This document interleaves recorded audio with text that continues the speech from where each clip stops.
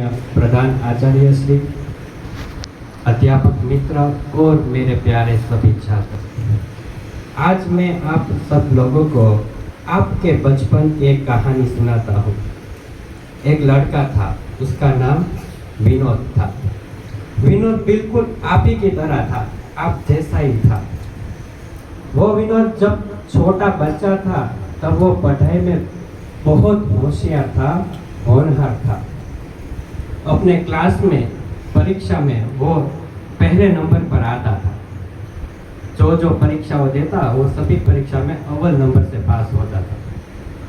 पर जब वो बच्चा धीरे धीरे बड़ा हुआ तब वो पढ़ाई में कमजोर होने लगा। उन्हें पढ़ाई में बिल्कुल दिलचस्पी नहीं लगी, उसे पढ़ाई कठिन लगने लगी। धीरे धीरे वह बच्चा 10वीं कक्षा में आया। 10वीं कक्षा की परीक्षाएं दी और परीक्षा का जब रिजल्ट आया तब उसके मार्क्स, गुण काफी बेकार आए। वह लड़का बहुत मायूस हुआ, बहुत दुखी हुआ।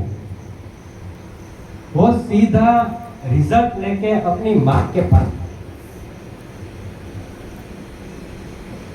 पास पहुंचा। देखिए, ये जो माएँ होती है ना, हम सबकी माएँ, वो अपने बच्चों का हमेशा भला इच्छती है। वो अपने बच्चों का कभी बुरा नहीं देखती, सब अच्छा ही देखती। इसीलिए वो लड़का सीधा अपनी माँ के पास पहुंचा। उसे लगा कि माँ मुझे कुछ अच्छी सलाह देगी।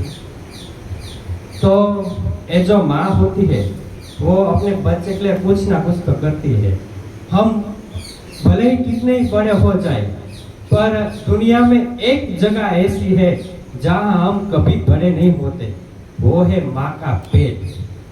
हम जब माँ के पेट में होते हैं तब माँ हमें देखती नहीं है, वो बिना देखे ही अपने बच्चे को प्यार करना शुरू कर देती है। वो है अंधा प्यार, वो देखे बिना ही प्यार करती है।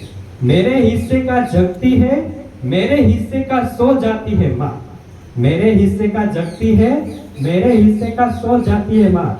सारे बच्चे लगते हैं एक जैसे, सारे बच्चे लगते हैं एक जैसे, सबकी हो जाती है माँ। न करती दिखावा इबादत का, बस भूखों को खाना खिलाती है माँ। ये दुनिया होगी दुनिया के लिए, ये दुनिया होगी दुनिया के लिए, मेरी दुनिया बनाती है मेरी माँ।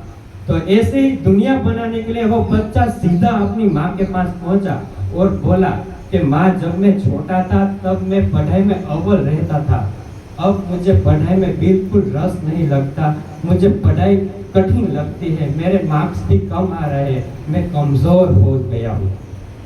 माँ ने ये सारी बातें सुनी और माँ ने कहा कि अपना हाथ आगे बढ़ा। बच्चे ने अपना हाथ आगे बढ़ाया और माँ ने बच्चे के हाथ में एक शार्पनर रख दिया। वो पेंसिल की नोक काटते हैं ना हम, ऐसा शार्पनर अपने हाथ में रख दिया और कहा कि ध्यान से इस शार्पनर को देख। जब इस शार्पनर के अंदर पेंसिल जाती है तब पेंसिल छिलती है, और जितनी देर तक पेंसिल छिलती है तब तक पेंसिल को दर्द होता है।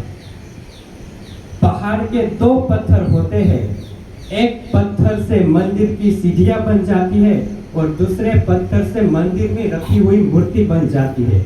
एक पत्थर पर लोग अपने पैर रखकर चलते हैं और दूसरे पत्थर पर लोग अपना सर झुकाते हैं। इन सभी निर्धारण का कारण आपका संघर्ष है, आपकी संघर्ष की आग है। आपकी संघर्ष की आग जितनी ज्यादा होगी उतनी ही सफलता का रंग ज्यादा होगा। इसीलिए मेरे बच्चों, कठिनाइयों से डरो मत, संघर्षों से बचो मत, संघर्ष से लड़ो, क्योंकि संघर्ष से ही सफलताएं हासिल होती है। आभार।